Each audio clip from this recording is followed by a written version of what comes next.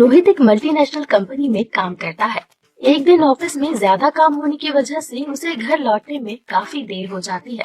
वो ऑफिस से निकलकर बस स्टॉप पर आता है। तब पता चलता है कि उसके घर की तरफ जाने वाली आखिरी बस भी निकल गई है। वो खड़ा होकर टैक्सी का इंतजार करने लगता है। तभी एक लाल रंग की टैक्सी आती है। रोहित जल्दी से टैक्सी पर सवार हो जाता है। टैक्सी बहुत तेज गति से आगे बढ़ती है। आज बहुत देर हो गई है। आरती मेरा इंतजार कर रही होगी। ये सोचते सोचते रोहित को नींद आ जाती है और वो सो जाता है। जब उसकी आंखें खुलती है तब वो घर में होता है।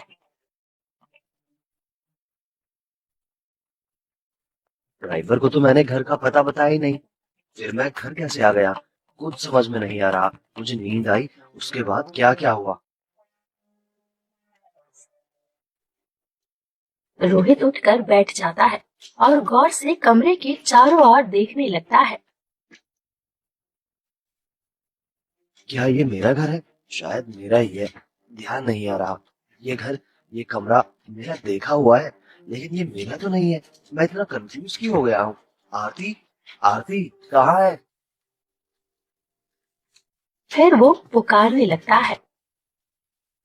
आरती, आरती। अरे, ये तुम्हें क्या हो गया है? तुम किसका नाम ले रहे हो? ओहो लावण्या, पता नहीं मुझे क्या कंफ्यूजन हो रहा है। अच्छा छोड़ो इन बातों को। ये बताओ कैसा महसूस कर रहे हो? बहुत अच्छा। इतने दिनों बाद तुम्हें देख रहा हूँ। आखिर कब तक मुझसे रूठे रहते? तुम्हें मेरे पास आना ही था। इतना लंबा इंतजार किया है तुम्हारा। अब फिर चले तो नहीं जाओगे?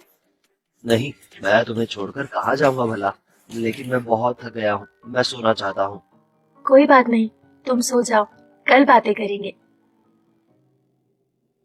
इधर रोहित के घर पर उसकी पत्नी आरती रोहित का इंतजार करके थक जाती है। रोहित का मोबाइल भी स्विच ऑफ आ रहा होता है। जब रात के 11 बज जाते हैं तब वो उसके बॉस के पास फोन करती है। रोहित तो 10 बजे ऑफिस से निकल गया था। हो सकता है ट्रैफिक में फंस गया हो।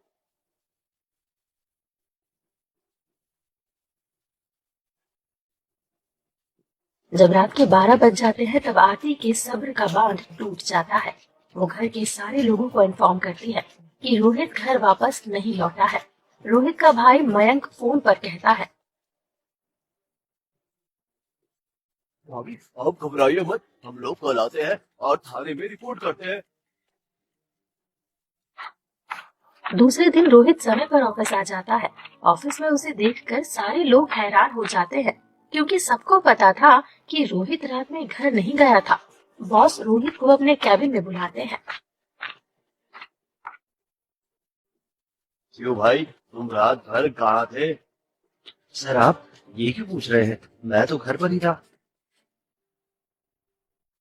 ये सुनकर बॉस का दिमाग घूम जाता है। रोहित अपनी सीट पर काम करने चला जाता है। बॉस आरती को फोन करके सारी बातें बताता है। ये कैसी बहकी बहकी बातें कर रहे हैं वो तो सारी रात घर ही नहीं आए थे और उनका फोन भी स्विच ऑफ था। मैं अभी उनसे फोन पर बात करती हूँ। आरती रोहित को फोन करती है, लेकिन उसका मोबाइल अब भी स्विच ऑफ आता है। वो फिर से बॉस को फोन करती है। बॉस रोहित को कैबिन में बुलाता है। रोहित, तुम्हारा मोबाइल स्विच ऑफ क्यों है? रोहित पॉकेट में हाथ डालकर मोबाइल देखने लगता है। सर मेरा मोबाइल मेरे पास नहीं है। ऐसा लगता है वो घर पर ही छूट गया।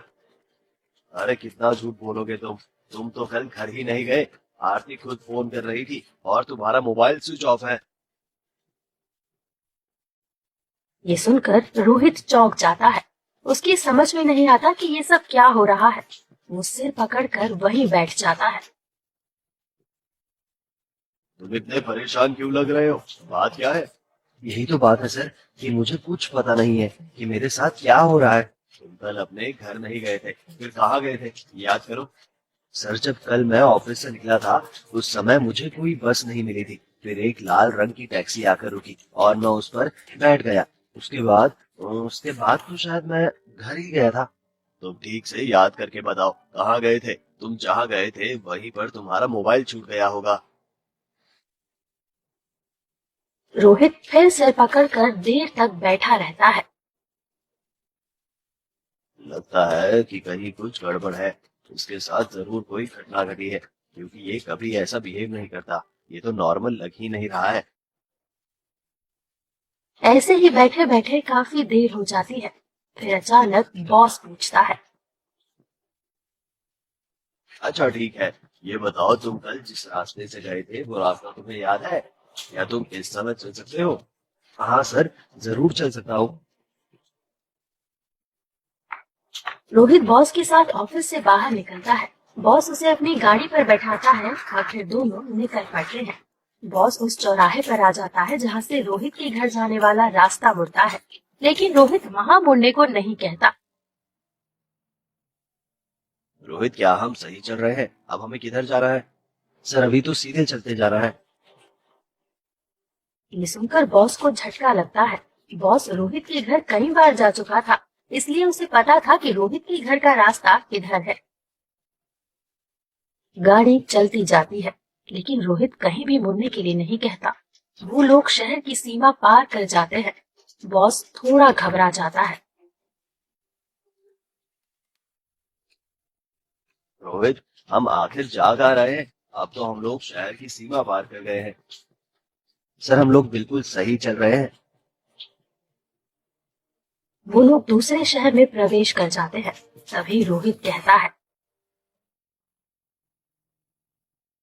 सर इधर से बाई ओर टर्न ले लीजिए। बॉस बाई ओर टर्न ले लेता है। थोड़ी दूर आगे चलने पर यहाँ से दाहिनी ओर टर्न लेना है। दाहिनी ओर टर्न लेते ही एक चाय वाले की दुकान मिलती है। रुकिए साहब, रुकिए। बॉस गाड़ी धीमी करता है। चाय वाला खिड़की के पास आकर। आप लोग किधर जा रहे हैं साहब? यहाँ से सामने जो रास्ता जाता है उसके आगे एक चौराहा है, और उधर से दाहिनी ओर रुकने पर एक घर है जिसमें लाल रंग का गेट है। हम लोग वहीं जा रहे हैं। लेकिन आप लोग वहाँ क्यों जा रहे हैं? तुम ऐसा क्यों पूछ रहे हो? साहब, जिस घर के बारे में ये बता रहे हैं वो घर पिछले 18 साल से बंद है और वहाँ कोई नहीं रहता। ये सुनकर बॉस और रोहित दोनों के होश उड़ जाते हैं। ये क्या पक रहे हो? अरे मेरा तो वहां मोबाइल भी छूटा हुआ है, तभी तो मैं ऑफिस से यहाँ लेने आया हूँ। क्यों सर? बॉस बुरी तरह घबरा जाता है। उसे समझ में नहीं आ रहा था कि ये सब क्या हो रहा है। सर गाड़ी आगे बढ़ाइए, ये आदमी पागल है। पागल मैं नहीं हूँ, यहाँ से पैदल रास्ता है। चलिए मैं आपको चल कर दिखाता हूँ। बॉस और रोहित गाड़ी से उतरकर उस चाय वाले के साथ पैदल चलने लगते हैं। कुछ देर बाद सर देखिए, यही है वो घर। हाँ, यही वो घर है। ये सही है, लेकिन नजदीक आकर देखिए, इसमें ताला लगा हुआ है।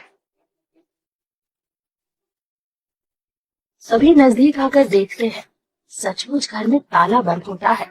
घर काफी पुराना होता है, जिसमें चारों ओर चिड़ियों के घोंसले और मकड़ी का जाला लगा होता है। हो सकता है घर के लोग कहीं बाहर निकले हों। ठीक है, अगर ये घर आपका है तो इसकी एक चाबी आपके पास होनी चाहिए। बताइए, चाबी है आपके पास? रोहित कुछ नहीं कहता। वो चुपचाप खड़ा रहता है। तभी वो चाय वाला अपनी पॉकेट से एक चाबी निकालता है और कहता है। ये देखिए, इसकी चाबी मेरे पास है। आइए मैं इस घर को आप लोगों के लिए खोलता हूँ। तो क्या तुम यहाँ रहते हो? नहीं साहब, अब यहाँ कोई नहीं रहता। 18 वर्ष पहले यहाँ एक पूरा परिवार रहता था। मैं उनका यहाँ नौकर था। ये कहते हुए चाय वाला ताला खोलने लगता है और ताला खोलकर उस घर में प्रवेश कर जाता है। बॉस और रोहित भी उसके साथ साथ उस घर के अंदर चले जाते हैं। घर के अंदर अंधेरा होता है। चाय वाला खिड़की और दरवाजे खोलता जाता है, जिससे घर में रोशनी आती है। ये सब काम करते हुए चाय वाला कहता है, उनकी एक बेटी थी लावण्या, जिसे उसके प्रेमी ने धोखा दे दिया था और उसे छोड़कर चला गया था। उस बच्ची ने इसी घर में अपने कमरे में आत्महत्या कर ली थी। उसके बाद वो पूरा परिवार घर छोड़कर चला गया। तब से ये चाबी मेरे पास है। चाय वाला एक कमरा खोलते हुए, ये देखिए, ये है उसका कमरा। ये कहते हुए वो उस कमरे की खिड़की खोल देता है, जिससे रोशनी आती है। तभी बॉस की नजर रोहित के मोबाइल पर पड़ती है, जो उस कमरे के पलंग के बगल में रखे एक छोटे से टेबल पर था। बॉस झट से उस मोबाइल को उठा लेता है और रोहित का हाथ पकड़कर झटके से उसे बाहर की ओर खींचता है। क्या हुआ सर? कुछ नहीं, चलो यहाँ से जल्दी निकल, भागो भागो रोहित भागो। रोहित बिना कुछ सोचे समझे बॉस के साथ भागने लगता है और दोनों भागकर गाड़ी में चढ़ जाते हैं। बॉस गाड़ी को स्टार्ट कर देता है। जब वो लोग काफी दूर निकल जाते हैं, तब एक ढाबे के पास जाकर बॉस गाड़ी रोकता है। रोहित, क्या तुम किसी लावण्या को जानते हो? हाँ, 18 साल पहले मैं उसे छोड़कर शहर आ गया था। उस समय हमारी उम्र बहुत कम थी। मैं आगे की पढ़ाई करने शहर चला आया, उसके बाद लौटकर नहीं गया। और 18 साल बाद तुम कल वहां जाकर अपना मोबाइल छोड़ आए थे, ये देखो। रोहित अपना मोबाइल बॉस के हाथ से ले लेता है। मोबाइल के लेते ही वो पिछली रात से लेकर अब तक की सारी घटनाओं को भूल जाता है और बॉस से पूछता है कि वो लोग ऑफिस का काम छोड़कर यहाँ ढाबे पर क्यों आए हैं। बॉस समझ जाता है कि अब रोहित बिल्कुल नॉर्मल हो चुका है। वो इत्मीनान की सांस लेता है और दोनों ऑफिस आ जाते हैं।